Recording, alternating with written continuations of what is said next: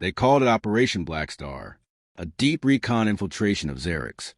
For a cragged, mineral-rich moon that sat like a cancerous pockmark on the outer rim of the Kundari cluster.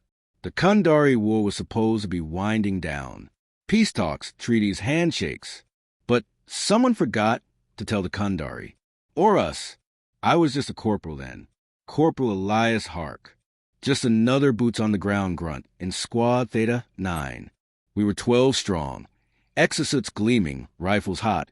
Orders clearer than glass. Insert, confirmed present of Kundari outpost, extract in 4 hours. But everything went to hell in less than 1. Xerix, for was no place for a man. It stank like scorched rubber and fermented metal. The atmosphere was technically breathable, but barely. I could feel my lungs protest with every inhale, my rebreather hissing to keep up. Jagged obsidian towers rose from the earth like frozen screams. Lightning danced across the distant horizon in silent arcs, painting the sky a sickly violet. We landed under the shadow of one such tower, knees crunching into black gravel. The command uplink buzzed in my ear, Captain Reese barking orders while our sniper, Fen, secured Overwatch. We moved like clockwork, tight, fast, disciplined. Every one of us was hardened from years of skirmishes, campaigns, and the brutal rhythm of trench-to-transport warfare. That's why when we found the outpost, abandoned, twisted, like it had been clawed apart from the inside, we knew something was wrong. Kundari don't retreat, Sergeant Vera said, her voice low as she scanned perimeter. Not without a fight. I remember nodding. I also remember the silence that followed. Not tactical silence, dead silence. No comms chatter, no ambient word of alien tech, not even a whisper of wind. It felt like the world was holding its breath. And then the shadows moved. They weren't Kundari. I still don't know what they were, only that they hit fast like shadows with teeth. They dropped from the tower, poured out of cracks, blurred across the terrain in streaks of black and red. Fen didn't even get to scream. One moment he was aiming, next moment, gone, ripped from the ledge like a toy. Chaos. Screams. Gunfire. My HUD flashing red warnings. Targeting reticles dancing like fireflies. I fired until my rifle overheated, then switched to plasma. The bastards didn't die easy, half-phase, like they were blinking in and out of real space. One lunged for me, and I swear its face was a mirror. My own terrified reflection lunging back. We fell back toward the rendezvous. Captain Reese called for evac. Squad compromised. Repeat, Black Star compromised. Request immediate extraction. But the evac didn't come. One by one, we fell. Vera stayed behind to cover our retreat. Then Ramos took a hit and detonated his suit's core to take 2 of them with him. I was dragging Private Lee, her leg mangled, when the last shuttle roared overhead. They didn't land. Command had written us off. I don't remember the impact, just the silence after. The sickening realization that the roar of engines was fading, that they weren't turning back. Lee was dying in my arms, her eyes locked with mine, wide with betrayal. They left us. I had no answer. I buried her beneath obsidian shards, marked the spot with her dog tags tied to my broken scope. Then I stood alone. One man on a ghost moon, one corporal. No food, 1 mag of ammo, and a fading beacon signal that no one was listening to. That should have been the end of me, but it wasn't. Because sometimes legends don't start with medals or missions. Sometimes they begin with betrayal and blood. I built a fire that night, not for warmth, but to let them know I was still alive, and that the moon hadn't killed me yet, because I wasn't waiting for rescue anymore. I was becoming something else, something they'd regret leaving behind. Silence, not the kind that follows a ceasefire. Not the heavy silence in a church or the sobering silence of a folded flag. This was different. It pressed into your bones, made you doubt your thoughts, made you question whether your heartbeat was just an echo in your head or if something out there was listening. Xerix, for it had no day or night. The sky was a permanent dusk, violet mist crawling across the jagged horizon, like it was hunting for survivors. I wasn't one of those anymore. I was something else. I set up a base inside the carcass of the alien outpost, the one we were sent to investigate. It was half buried in slag and dust, the architecture wrong in ways that made my brain itch. The walls didn't meet at 90 degrees. Light bent around certain corners. Whatever the Kandari found here, it wasn't theirs. It wasn't meant for anyone. But I made it mine. I rewired what I could salvage. Rigged solar charge loops from the team's gear. Built traps from Fenn's rail components and Vera's proximity mines. I repurposed my fear, sharpened it into a tool. The first thing I killed wasn't alive. Not really. It was one of the shadows, the same kind that took my squad. I watched it crawl along the ridge outside the outpost, twitching in and out of phase with reality. I waited until it got close. Then I lured it with heat signatures and buried a spike through its head. No scream, just static. Then it melted into the rock, like it had never existed. I kept the spike. Food became a problem. I didn't eat for the first 2 days, just drank filtered condensation and chewed ration packs down to the foil. By day 4, I started hunting. The local wildlife was wrong. 6-legged things that bled steam. Worms that burrowed through rock and blinked back at you. I learned to eat what didn't kill me first. I tested meat by fire and waited for hallucinations. Some of them never came. Some never stopped. I started hallucinating faces in the walls.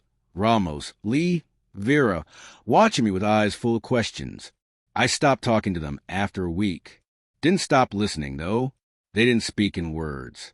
Just instinct. Just purpose. By the end of the 3rd week, I wasn't Corporal Elias Hark anymore. I'd stripped the rank from my armor, painted over the squad sigil with ash and blood. I didn't carry orders. I carried war. And I learned something vital. Xerix, for wasn't just an outpost. It was a forge, a testing ground. The shadows weren't just killing. They were evolving. Every time one died, another came back smarter, stronger, more in tune with the terrain. And they were watching me, studying me, not as prey, as competition. One night, if you can call it that, I triggered one of my perimeter mines. I rushed to the edge of the ridge, plasma rifle ready. What I found wasn't a shadow. It was a man. Human, or at least he used to be. He was pale, emaciated, eyes like boiled glass. His armor was 2 generations old, UEC standard marked Falcon 22. His voice crackled over an ancient radio band I hadn't used in years. "They left you too?"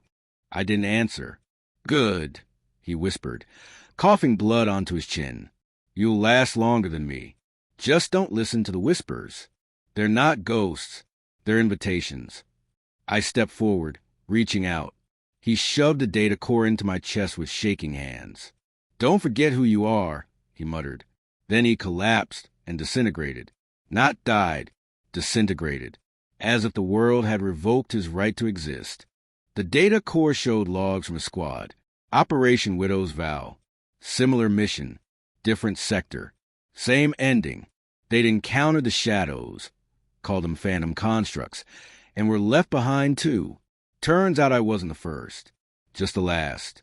The core mentioned something else, an anomaly buried beneath the moon's crust. A black sphere older than the Kandari Empire, possibly older than the galaxy. It pulsed with gravitational noise and distorted entropy fields. It was the source of the shadows, a crucible of evolution, and it had one entry left. Me. I spent the next week preparing. Not for rescue, not for escape, but for war. Because of Xerix, for wanting to shape me into something. I carved my name into its bones first. The entrance was alive. It pulsed, not with light, but with gravity, an invisible tug that clawed at my bones like a memory I hadn't lived yet. Beneath the fractured crust of Xerix, for deep below the obsidian plains and buried alien ruins, the anomaly waited. The other survivor, Falcon 22, had marked the coordinates in his data core, and my instinct screamed against going any closer. But by then, instinct had stopped being a warning. It was just another thing to burn through. So I went in. The descent took me through rock that shouldn't exist. Shimmering glass-laced stone that twisted reflections into unfamiliar shapes. My torch lit the narrow tunnels, but shadows moved anyway, flickering behind me like echoes of things I hadn't become yet. Hours passed, or maybe days. Time had no place there. The deeper I went, the more my instruments broke down.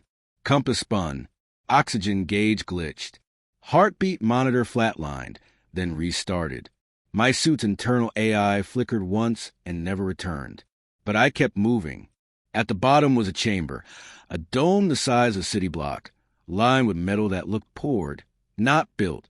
No seams, no bolts, just impossible precision. At its center, the sphere, perfect, silent, floating 2 feet above the ground, black as starless space. It didn't glow. It didn't hum. It bent. Light, time, reason. I approached it like a man walking into his own funeral. Slow, unarmed. My pulse thundered in my ears. My rifle slung across my back felt useless. More like a toy than a weapon. I didn't touch it. I didn't have to. The moment I stepped into the sphere's event radius, something reached into me, not physically, not psychically, conceptually. It peeled me open, not to read my thoughts, but to understand my design, like it was studying blueprints left behind by the species who'd invented me. A full audit of humanity, distilled into the one idiot who refused to die quietly. For a moment, I saw everything. Earth, my mother's eyes, boot camp on Ganymede, the scream Vera made when she saw the shadows, the burn of Lee's blood on my hands. I saw the timeline of our species, a mad, defiant climb out of the mud and into the stars, every failure, every act of rebellion, every decision to fight instead of kneel, and the sphere liked it. When I woke, I wasn't the same. I didn't need my rifle to see anymore. I didn't need light to move. I heard patterns in silence, saw threats in motion blur. My suit had been reconfigured, no longer running on batteries or solar, but drawing power from the ambient entropy fields of the sphere. My skin itched with a network of microscopic changes, subdermal adaptives, bone reinforcement, neural enhancement I didn't ask for. It hadn't upgraded me. It had interpreted me, turned me into what Xerix, for needed most, a predator. That was when the shadows came again. 10 of them, no longer testing me. They were hunting me now, evolved, faster, more defined. They had structure, claws, fangs, suggestion of armor, a reflection of me distorted through nightmare logic. But this time, I didn't run. I moved like thunder. My reflexes were untouchable. My mind tracked trajectories before they happened. I redirected one attacker's momentum into another's path, snapped another's arm with a kinetic anchor strike. Plasma beams arced over my shoulders like angry ghosts. Their screams weren't sound anymore. They were code, and I read them. I didn't just survive the fight. I annihilated it. The last one tried to phase out, blink into whatever dimension they crawled from. I followed. Just for a second, it was enough. I came back alone, with one word burned into my memory. Ascension. I knew then what the sphere was. What Xerix, for it had always been. Not a prison, not a battlefield. A forge. A test for species who thought they were ready to ascend to the next layer of existence. Most failed. The Kundari? Wiped. Falcon 22's team? Erased. My squad? Consumed. But I'd passed the first trial. And the forge had noticed. I climbed out of the chasm with gravity coiling around my ankles like mist. The shadows avoided me now. The sky above looked different, less hostile, more waiting. And far above, in orbit, a UEC destroyer just blinked into atmosphere. Rescue? Too late. I wasn't a soldier anymore. I wasn't even human anymore. Not fully. But I remembered what they did. I remembered who they left behind. And I wasn't done yet. It wasn't a hallucination. I stood at the ridge's edge, high above the ruin-scattered plains of Xerix, and watched the shimmering silhouette of a UEC destroyer punch through the sky like a blade through silk. Massive, angular, unmistakable, the UEC Resolute. They'd come back. But not for me. The drop pods came first. 6 of them, streaking across the heavens like meteors, their contrails glowing against the dark purple haze. I tracked their descent from my perch on the ridge. Old instinct stirred. Call it habit, call it training. But I stayed hidden, observed, waited, They landed with precision. A 6-point perimeter deployment. No distress flare, no medevac launch, no survivor sweep protocols. That confirmed it. This wasn't a rescue. It was a salvage op. Worse, containment. 2 of the squads moved toward the ruins. Drones buzz overhead, scanning with thermal and gravimetric pulses. They pinged the outpost, my old hideout, with long-range disruptors. I watched the blast tear through my traps, my caches, the bones I'd buried. Another squad moved toward the crater, toward the sphere. I almost laughed.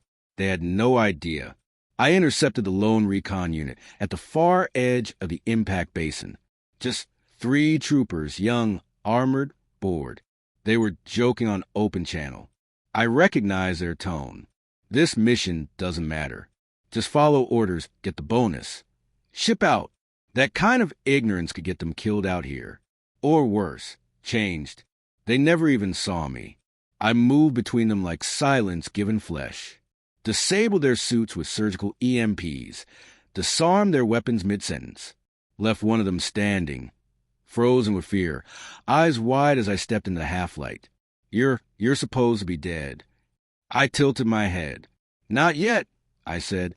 He fell to his knees. I left him breathing. He'd deliver the message for me. By nightfall, the outpost was swarming with command. Mobile labs, sensor towers, exomarines, scientists wrapped in sealed suits with blinking tablets and arrogant eyes.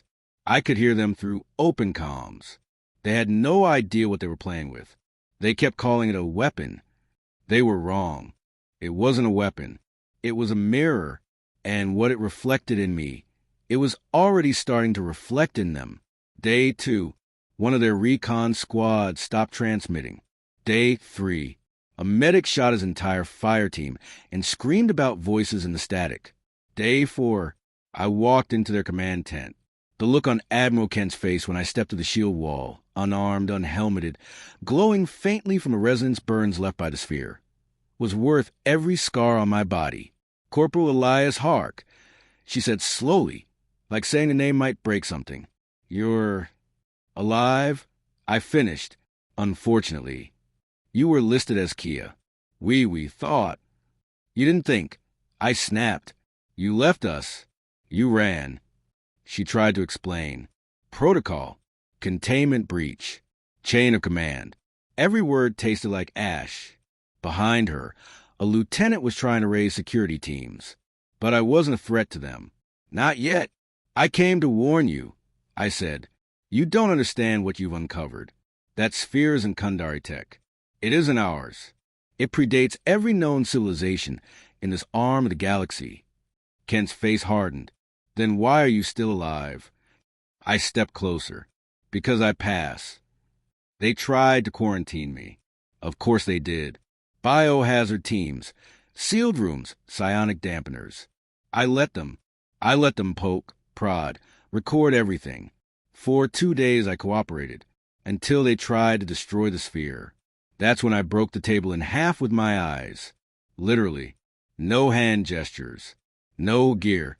Just focus, rage, and entropy-charged neural pathways humming with power I didn't ask for, but now were like second skin. I was through the wall before the alarms finished screaming. They tried to stop me. Bless them. Whole squads of exomarines with smart rifles and anti-armor mechs. I didn't kill them. Just shut them down.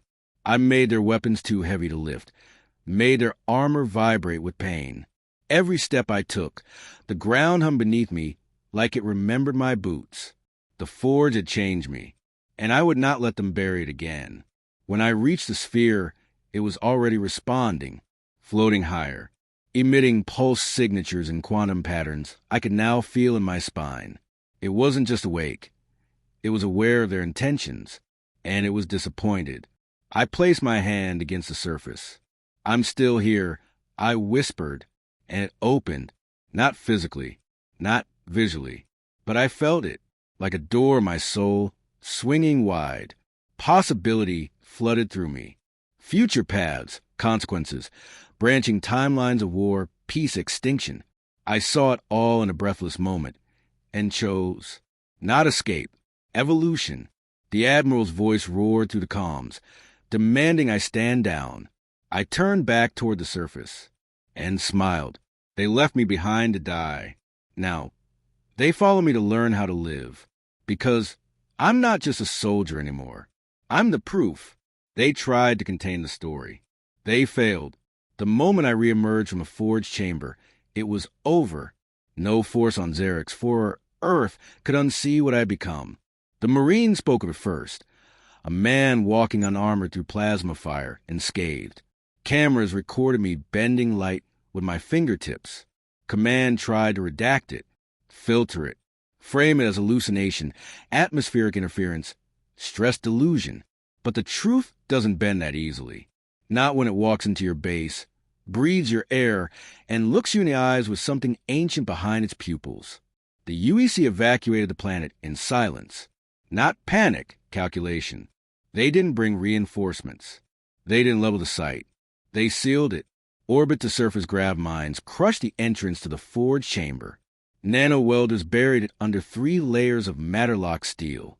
Perimeter satellites launched into low orbit with orders to vaporize any unauthorized launch from the surface. Then they left me there. Again. But this time it was different. This time it wasn't exile. This time it was fear. I made camp at the crater's edge. Just me. The quiet stars and the forge still pulsing beneath my feet. For weeks I waited. I wasn't sure for what. Then one night, the stars changed. And they arrived. Not human. Not UEC. Kundari. They descended in absolute silence. 6 warships, sleek, spined like glass serpents with ion blood. They didn't use comms. Didn't make demands. They knew the UEC was gone. And they weren't here to finish a war. They were here for the forge. I met them outside their landing field. No weapons. No armor. Just myself. A figure stepped forward. 7 feet tall, robed in living cloth that writhed like smoke. Kundari Elder, based on the ceremonial sigils etched across his faceplate. He didn't speak. Not at first, but I could feel him thinking. And for the first time, I spoke into a mind not my own. You felt the forge, too. He blinked slowly, alien lenses dilating. It was ours, he responded. No, I corrected. It was never anyone's. It simply waits. There was silence, then something unexpected. He knelt. The rest of his soldiers followed. They didn't worship me. Not in the way humans understand worship. The Kundari believe in cycles. Evolution through war. Survival through confrontation. To them, the forge wasn't just a relic. It was a crucible of species worthiness. Their kind had found it first and failed the test. Their losses had been silent, shameful, hidden from the rest of their empire. And now I, a human, had passed. I wasn't a threat to them. I was a messenger. Proof that the forge still worked. Proof that someone still could send. They offered a pact. One I never expected. We will protect this place, the elder said, from your people and ours. In return, we learn from you. So I taught them not how to fight. They already knew that. I taught them how I survived. What it meant to lose everything. To be left behind. To claw your way out of extinction with nothing but hatred and hope in your lungs. I taught them about Earth. About pain and resilience. Failure and defiance. About being human. And they listened like disciples at the edge of revelation. Back on Earth, the story broke. It had to. Footage leaked. Black box data from recon suits. That Marine I'd spared back in Chapter 4, he'd talked, and people listened. They called me different things.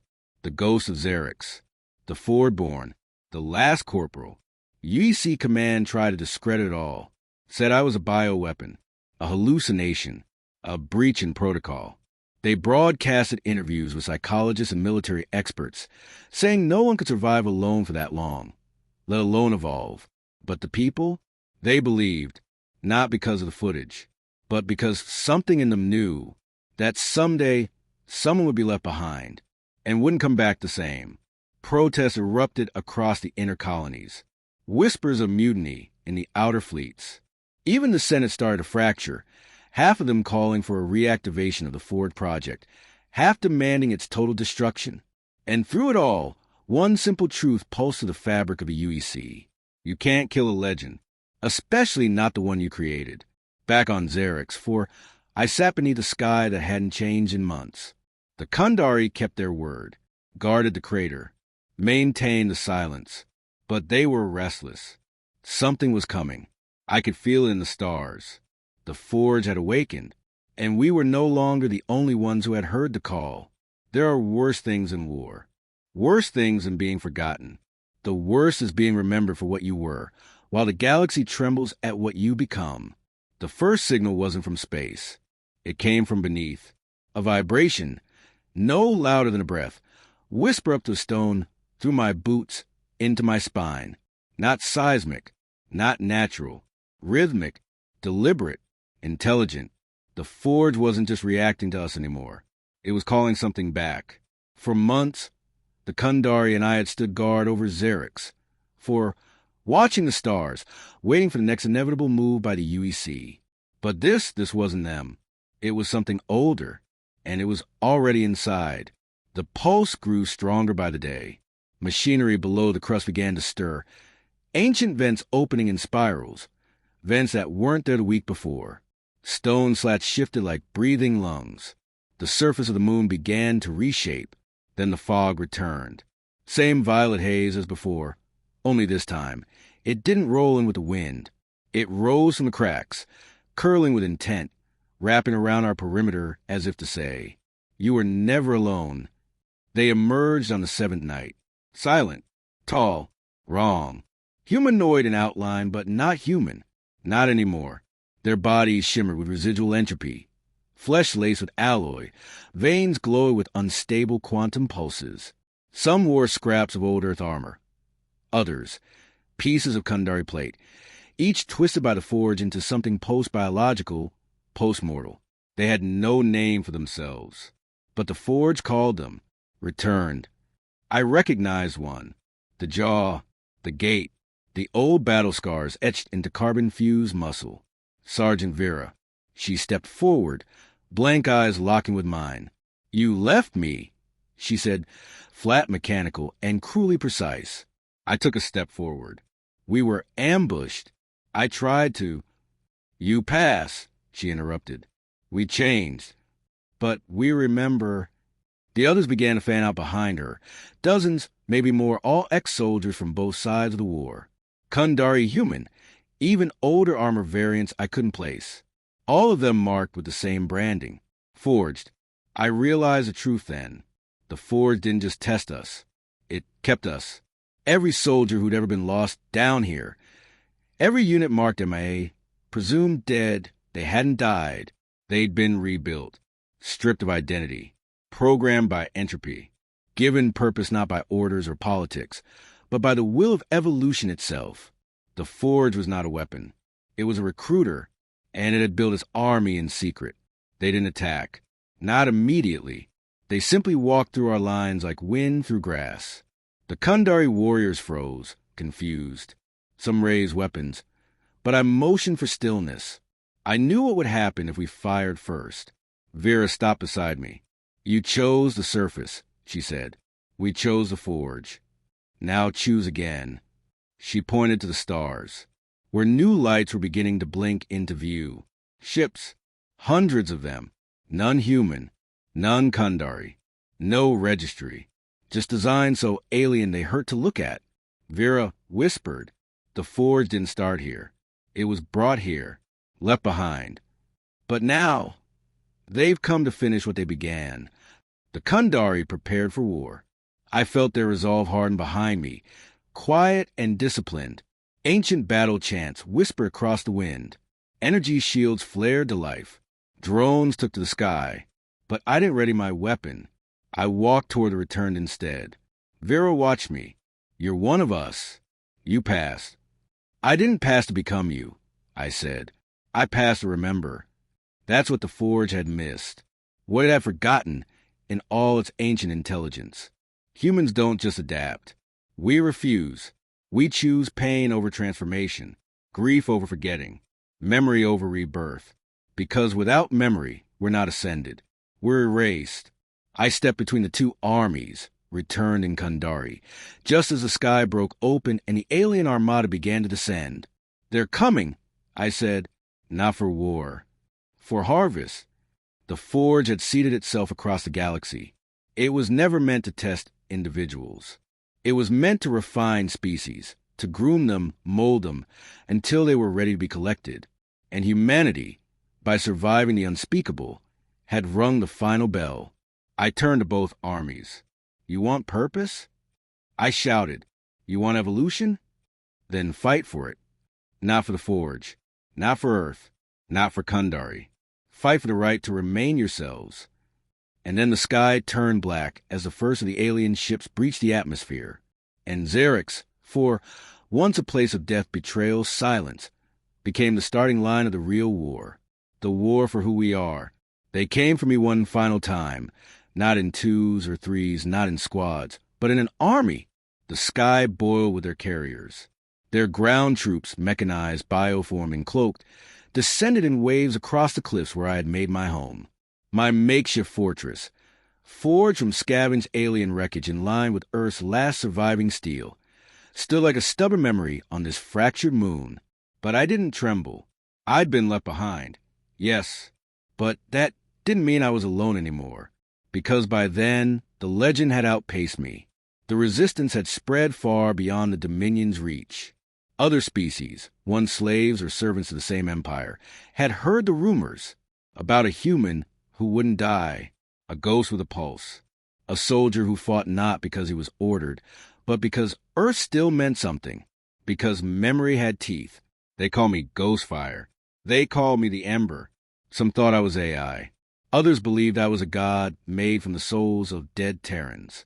But I was just me, a man who remembered his squad, who remembered the orders that never came, who refused to die quiet. The final battle didn't happen in the chaos of fire, but in the tension of silence.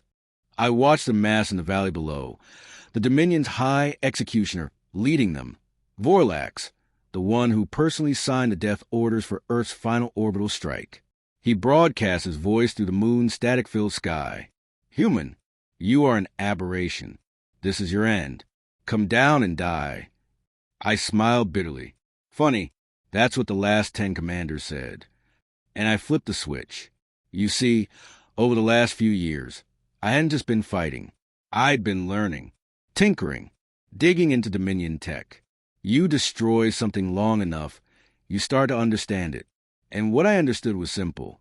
They were proud of their networks, proud of their command grids, proud of their hive-linked AI cores.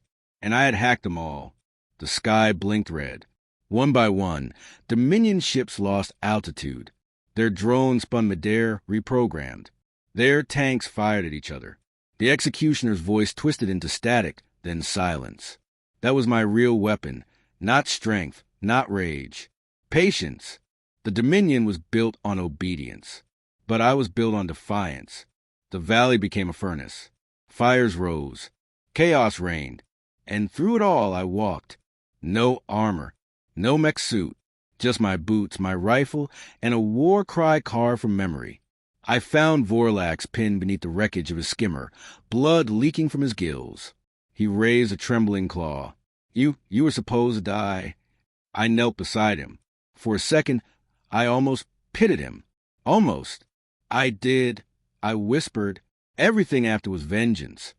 When it was over, the survivors, yes, even the aliens, gathered around the blackened crater that had been my battlefield. They looked at me not with fear, but with reverence. And I told them the truth. About Earth. About the burning of cities. About the silence in the void. About how one soldier refused to be forgotten. They carried that story back to their systems, their colonies, their resistant cells. And slowly, system by system, the Dominion crumbled, not from lasers or fleets, but from belief. A single human had survived everything they threw at him, and that shattered their myth of invincibility. I never left that moon. Didn't need to. 1,000 species now whisper my name when they rise against tyrants. My face, scarred and unshaven, is painted on walls in places a Dominion doesn't even know exist. They think I'm dead now. Let them. Because legends don't need lungs. They just need fire. And I left enough of that behind to light the stars.